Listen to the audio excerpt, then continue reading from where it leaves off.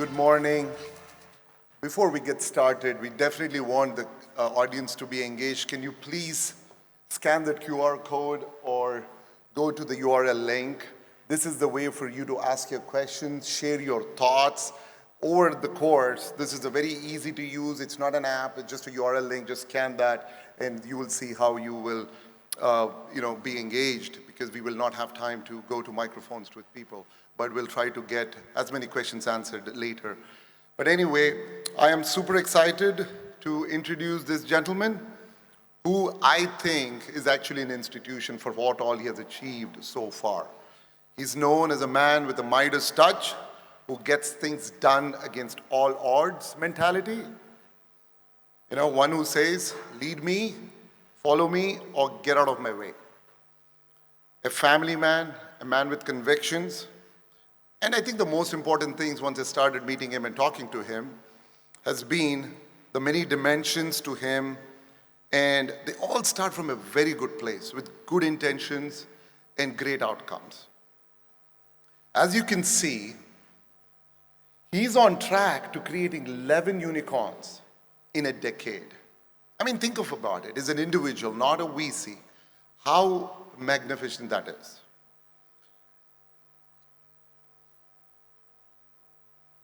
And the other great aspect of him, and when I probe him about his favorite project, the favorite investment he has done, which company, he'll always allude to saying his philanthropic work. Pay close attention to the slide. There are about 4,000 people in the world, in the entire universe, whose net worth is over 500 million. And this gentleman has already given that much amount of money in philanthropic activities. And there are about 2,500 people who are over $1 billion in net assets, and in the next 4 years is actually going to cross that mark. And he's a community builder. Through his engagements with companies and everything, is already on course to create 200 millionaires and 5 billionaires. So, I don't want to take any more time. Do you want to meet him and listen to his journey, his story, and get inspired by us? And after this, we're going to sit and chat for a few minutes once he's finished with his presentation.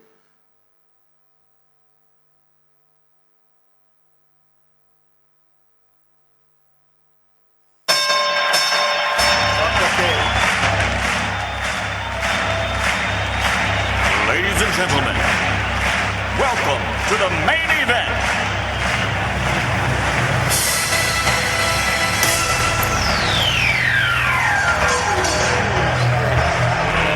Let's get ready to rumble!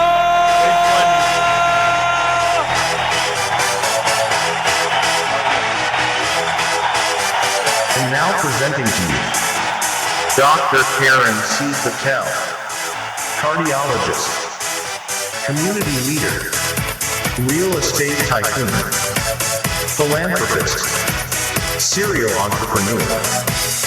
Please welcome Dr. Karen C. Patel.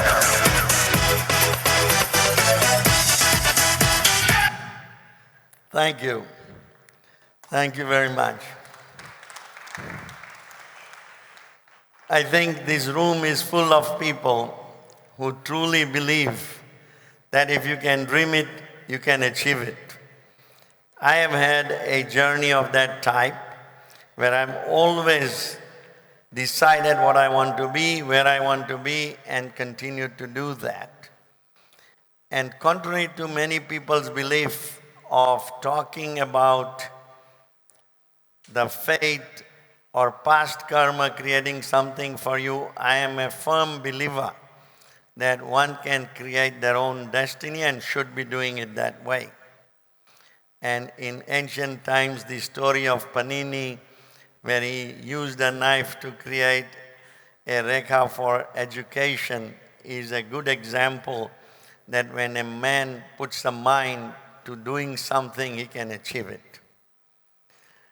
And of course, you have known about this, there should be no plan B. If you have a plan B, you're sure going to fail, because you will fall back to plan B. And therefore, I believe that you should stick to your plan, work that plan, and do things that you had planned. Now, that type of a journey is going to be risky, sometimes lonely, because you are on a highway that you are building for yourself.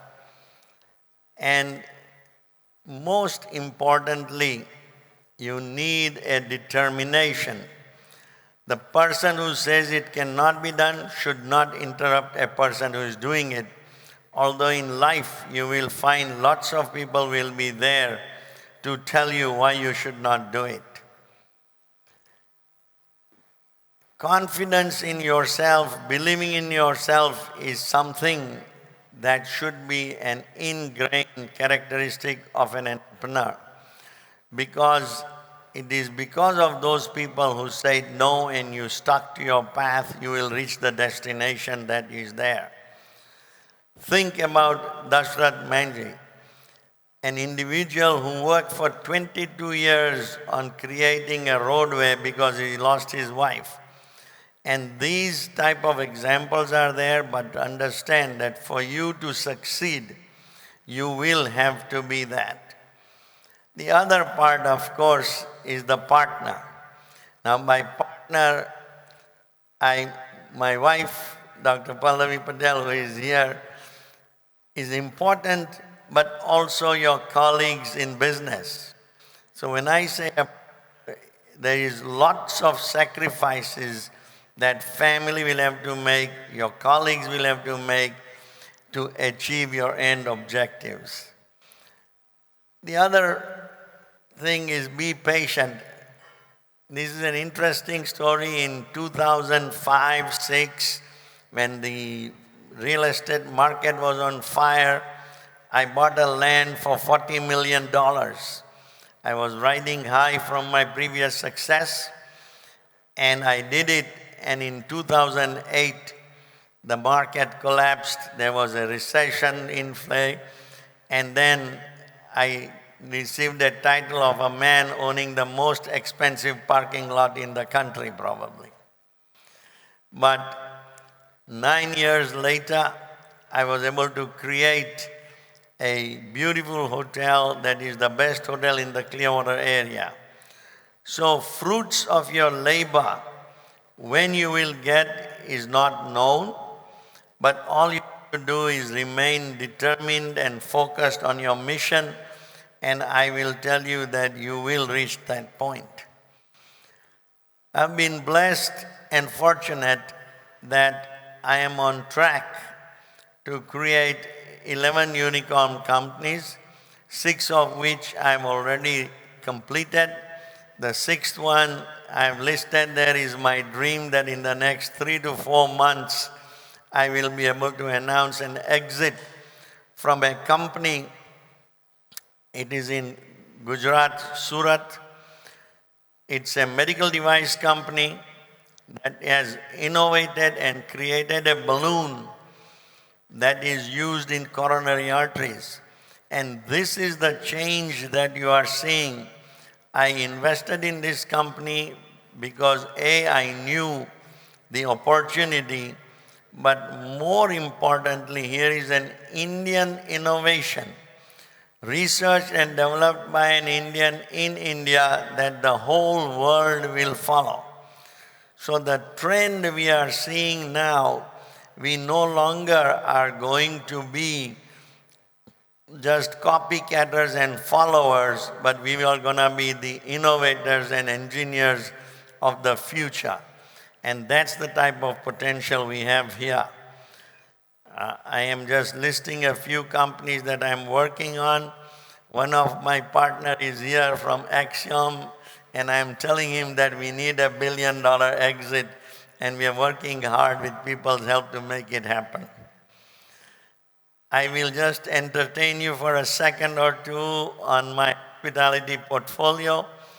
I have over $1 billion of hotel portfolio, and just zoom through, taking you some of the best assets in the country. There are many, many assets, but I have trophy assets.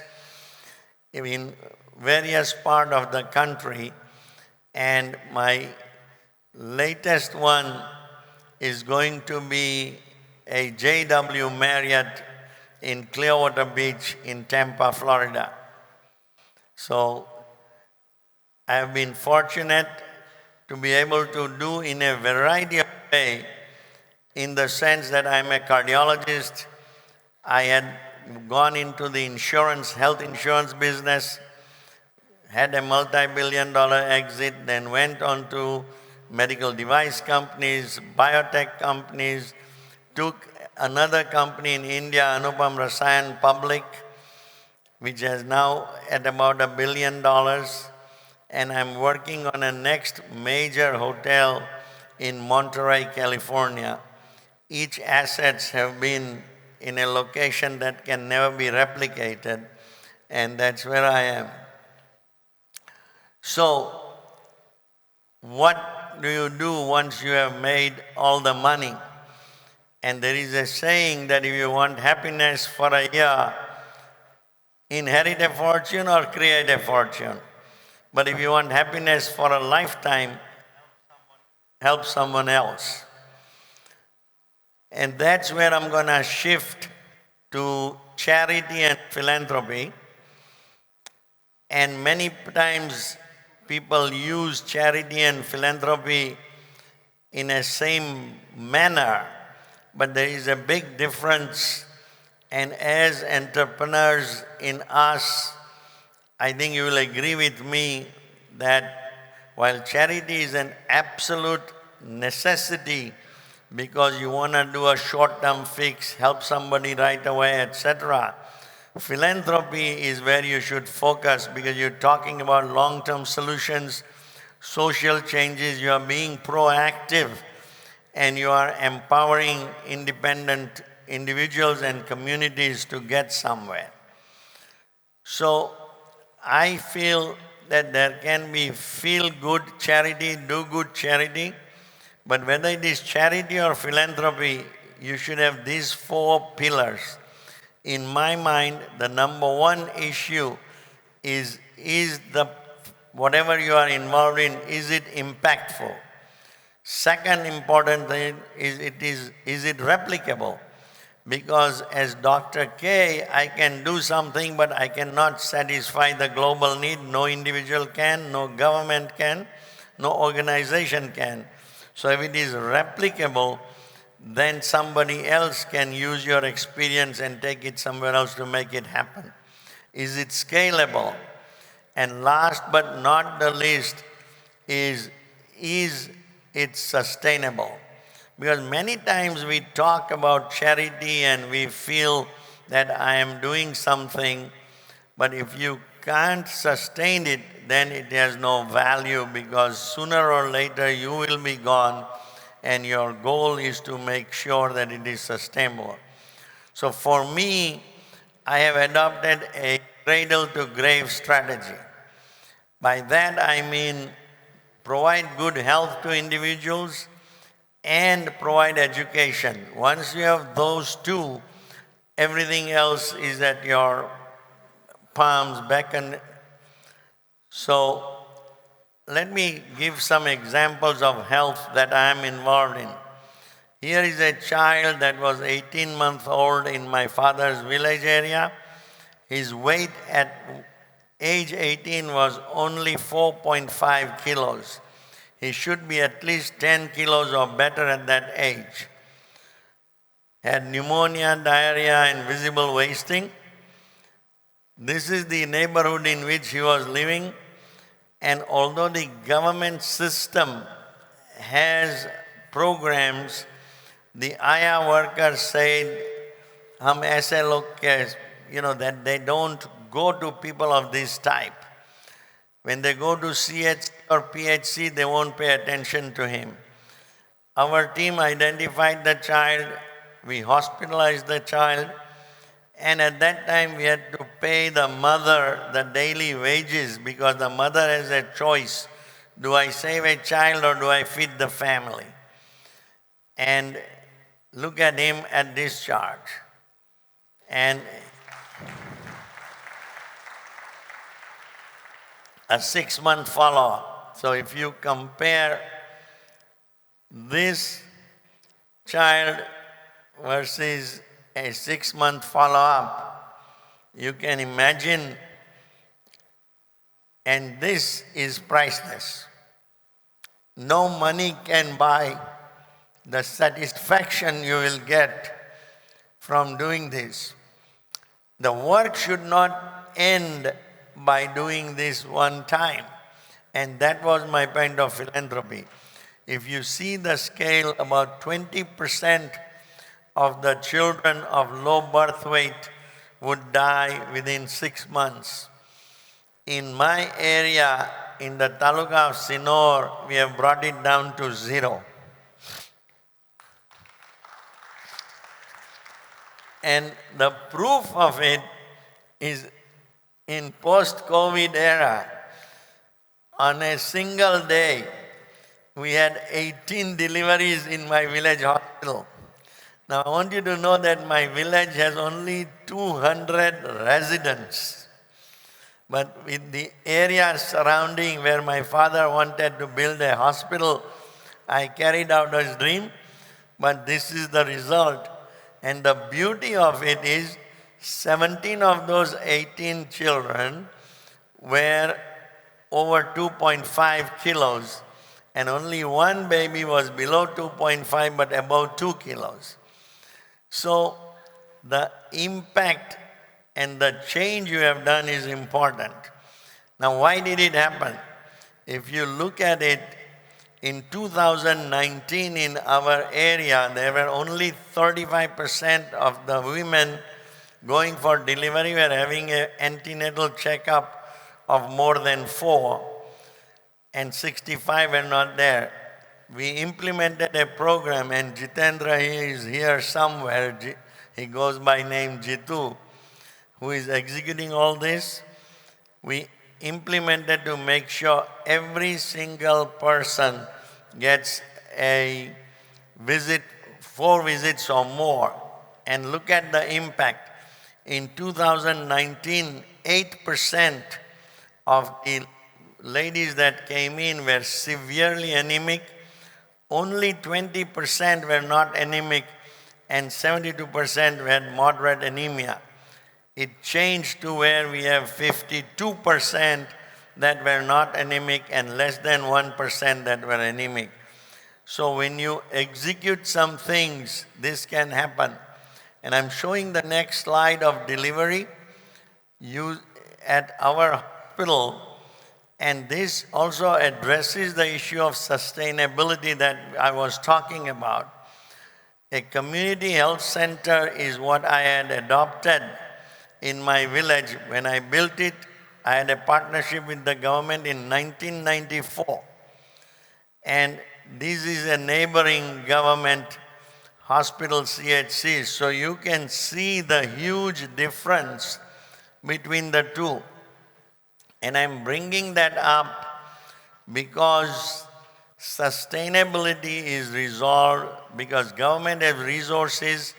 What we did is take over, made sure that the infrastructure is good, train the skilled staff, improve them, work with University of Utah to make it happen, and ultimately you can see the outcome that I showed you.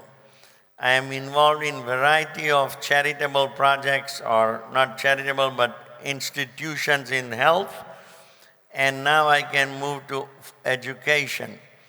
So even in a rich country like United States, I have been supporting in some neighborhoods early learning centers because that is will differentiate individuals, build elementary school to high school so that we are able to provide again free education of a standard that a private school provides using the government program.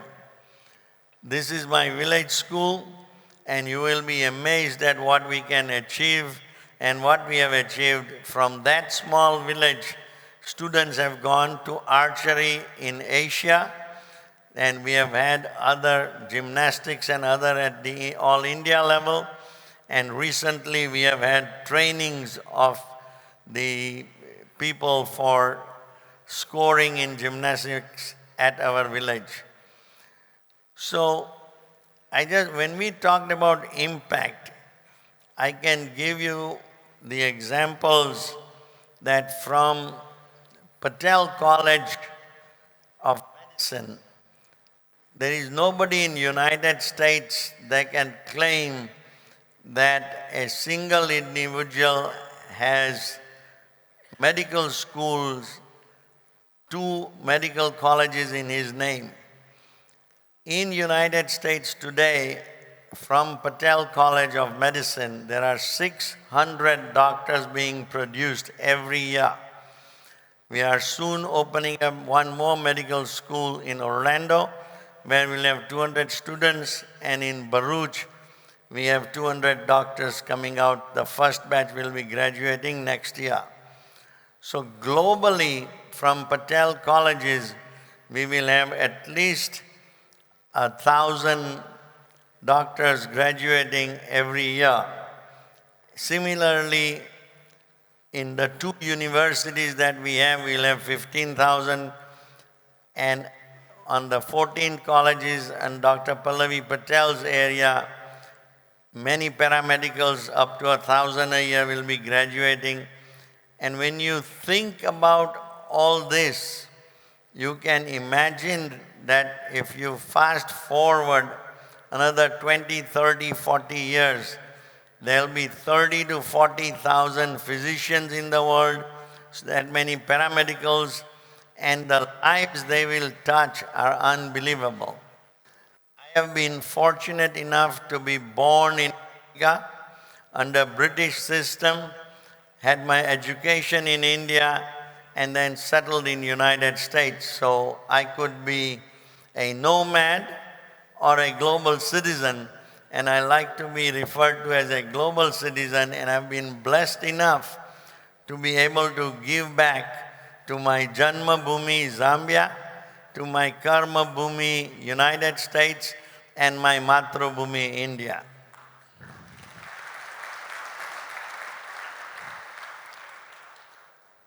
The impact, probably 25 years from now, nobody will know who is Dr. Kiran Patel.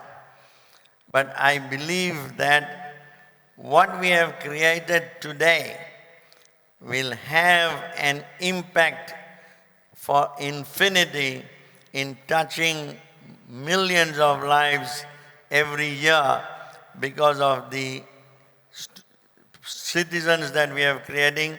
So for example, today, I want you to know that as of today, more than 500 deliveries are being having in the 2 hospitals that I have for charity. And when I say charity, you will be surprised to know that we only charge 2 rupees for a delivery, whether it is normal delivery or C-section. So imagine today, anywhere in India, 10,000 to get a delivery done with 10,000 rupees is virtually impossible, but 20 to 50,000 may be a norm. What I have planned for will be roughly 2,000 deliveries a month in 5 institutions that I am creating in Gujarat. So imagine the number of lives, the standard of living, and what we are creating. So both from birth to grave, when I say, we have university now there, we have the hospitals and system that will well provide to individuals on this area. So when you think about what my goal was, is not to create anybody that is dependent on somebody else, but with my effort and with the wealth that I've been blessed with, if I can do something that can leave the earth a little better place for more individuals to come, and that is why I invested in health and education, and the amount where I can reach So that I also focused in India and Africa to create universities, hospitals, and schools. So I had started by telling you that if you can dream something, you can make it happen. But this is a nice quote I like, that vision without action is merely a dream. Action without vision just passes the time, and vision with action can change the world. So as we all prepare for something, we should do in a manner, and it doesn't have to be in dollars and cents of magnitude, but even if one could help one child for education and you have transferred that one life, you know that all future generation is gone and will be improved. And money and wealth can create comfort and convenience, but they do not bring fulfillment. So yes, if you want to have and self-indulge with the money and fly in private jets and do whatever you want to, it's great. But what you can achieve by doing something that I had suggested, and the child I showed you, and there are many such examples. 2 of the children from our village have been adopted by a couple in France.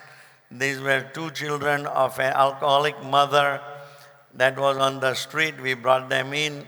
So I can go on and on, but I will want to end here. And I think we have about 10, 12 minutes of question and answer, and Praveen will moderate that, and we'll go from there. So while he's coming on the stage, I'll give you one example just to fill time. Recently, we took over a co-op society of sugarcane. It was mismanaged, and it had gone bankrupt, and the land itself was worth more than the debt.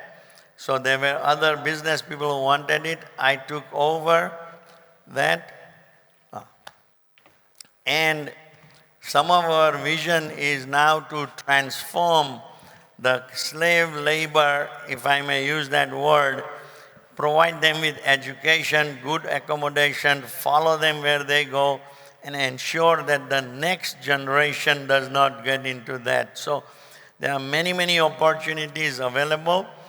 As we know today, India is an amazing place to be in for success for all the entrepreneurs to be, but there are lots of opportunities in multiple ways we can help the underprivileged and less privileged also. Thank you. Thank you, Dr. K.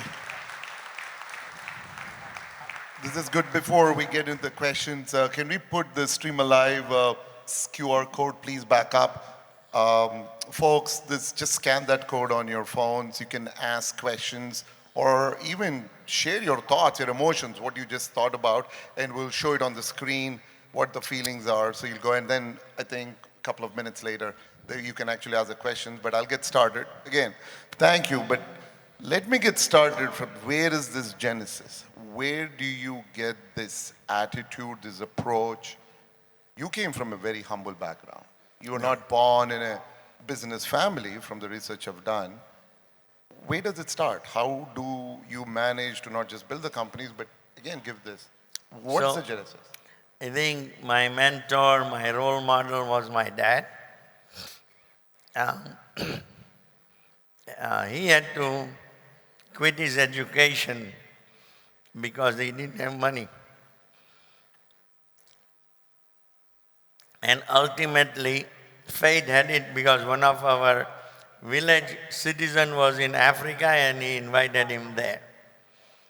But right from early stage, my dad always had the mindset of helping anybody in any way. So in those days, simple things like people not having ability to read English, Indians that had emigrated to Africa, they may come at home to have him read a telegram or to write a telegram. So what I'm telling is, it's not always money, or when he goes to the next city to buy grocery, He will talk to other people if anybody wants it, and he'll bring it for them. So all small such examples where that every time, whatever little you can do for a fellow human being, try to do it. And how does that translate into business? So again, we don't have much time, but one of my neighbors had died at a young age. The widow made a decision when the families wanted her to go back to India. She said, I'll only do what my dad does.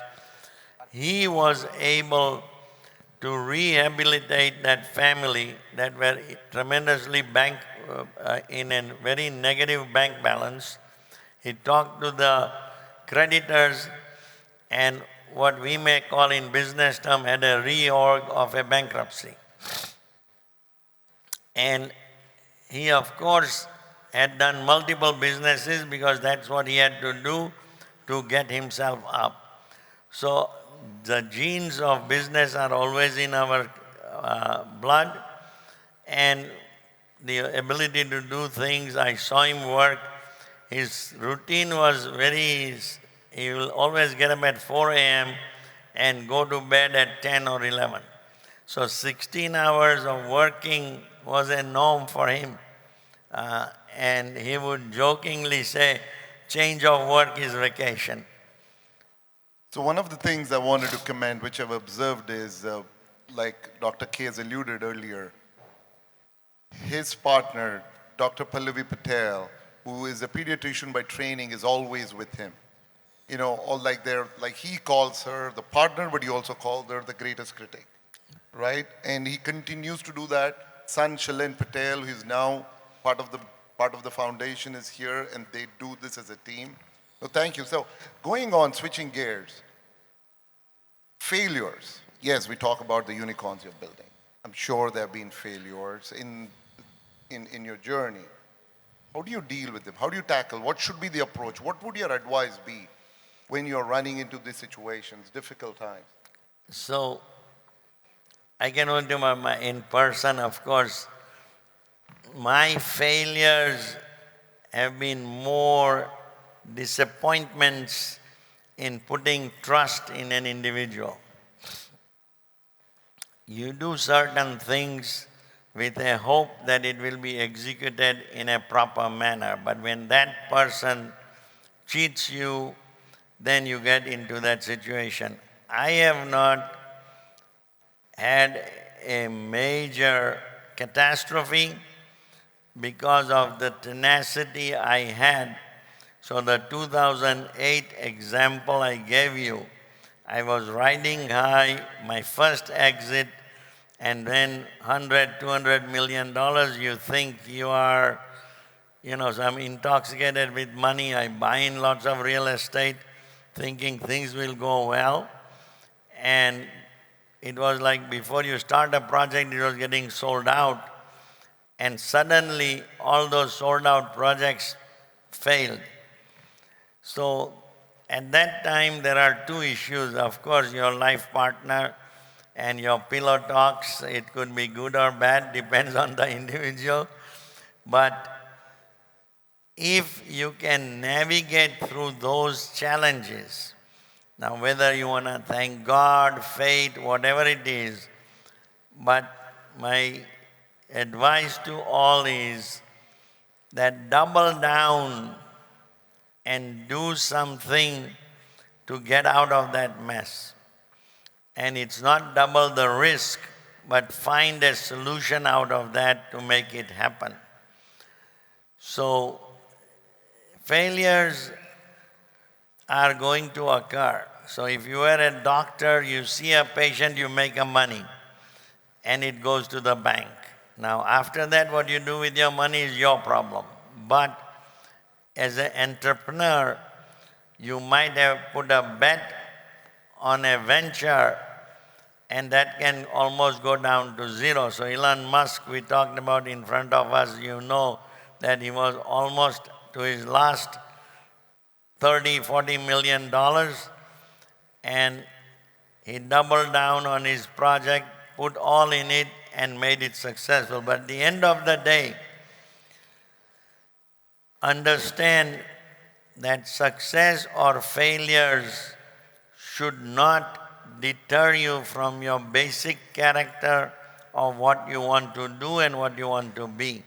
So if you remain there and don't take a financial loss as a self-problem, but find a solution to how to get out of that situation, is the only way you can occur. Otherwise, it will be a disaster for everybody. Let's talk about India. You have been actually investing a lot more in India now.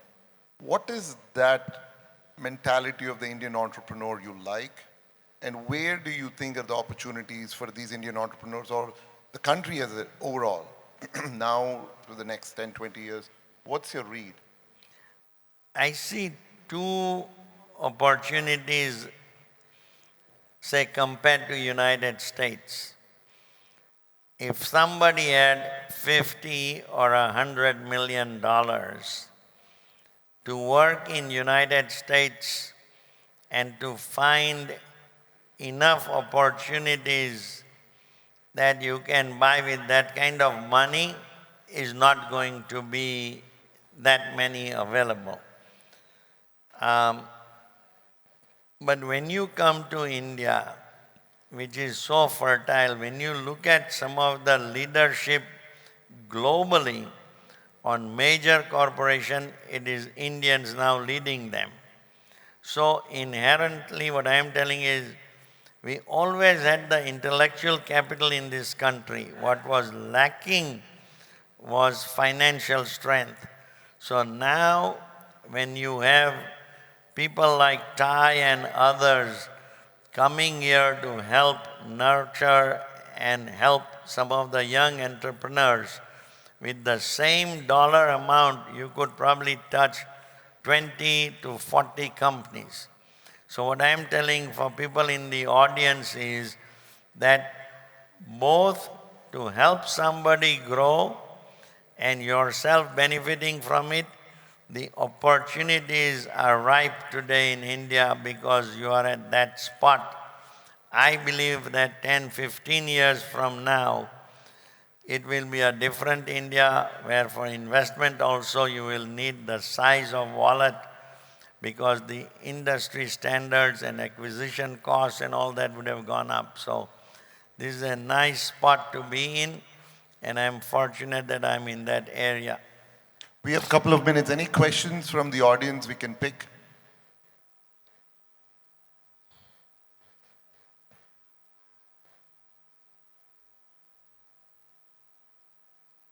Wow, a lot of questions.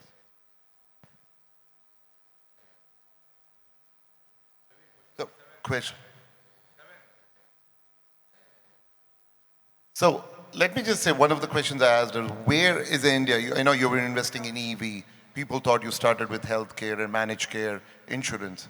Where is the opportunity for India? Is there an opportunity in the healthcare side of things? I know you've been on the EV side of things.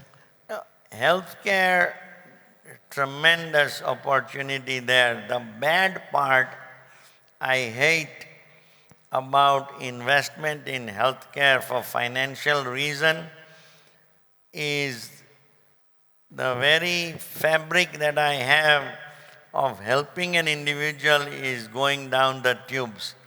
Because for financial gains, now you are playing with human lives. And that's the sad part. Instead of the cost of healthcare coming down, in private sector and corporate America, it is skyrocketing. At one time, this was supposed to be, and it may still be, a destination for some people to have their knee replaced or things done. But the cost is starting to go up. So healthcare is a huge opportunity for anybody from the financial perspective, but from ethics and moral perspective, I think that's going in the wrong direction.